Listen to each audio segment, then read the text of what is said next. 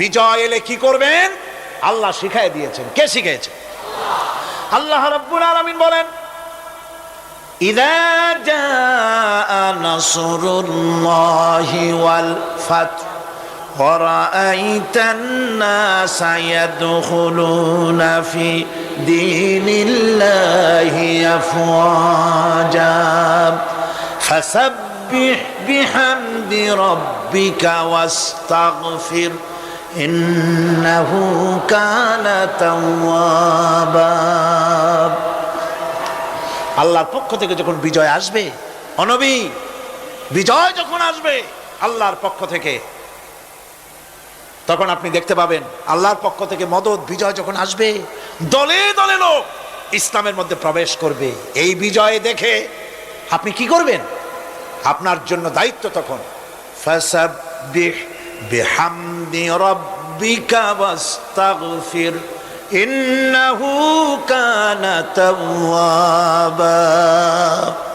আপনি বেশি করে ইস্তিগফার করুন, বেশি করে তাসবিহ পড়ুন। রাসূল করিম সাল্লাল্লাহু আলাইহি ওয়াসাল্লাম এই সূরা নাজিল হওয়ার পর, ইসলামের চূড়ান্ত বিজয়ের মুহূর্তে এই সূরা যখন নাজিল হলো, রাসূল করিম সাল্লাল্লাহু আলাইহি ওয়াসাল্লাম হাদিস শরীফে এসেছে সারাক্ষণ বেশিরভাগ পড়তেন সুবহানাকা আল্লাহুম্মা ওয়া বিহামদিকা নাস্তাগফিরুকা ওয়া নাতুবু ইলাইক। সুবহানাকা পড়েন, সুবহানাকা আল্লাহুম্মা ওয়া বিহামদিকা নাস্তাগফিরুকা ওয়া নাতুবু ইলাইক। রাসূল করিম সাল্লাল্লাহু আলাইহি ওয়াসাল্লামকে হযরত আয়েশা সিদ্দিকা রাদিয়াল্লাহু তাআলা আনহা জিজ্ঞেস করেছেন, হুজুর আপনি এখন এই দোয়াটা এত বেশি বেশি করতেছেন কেন?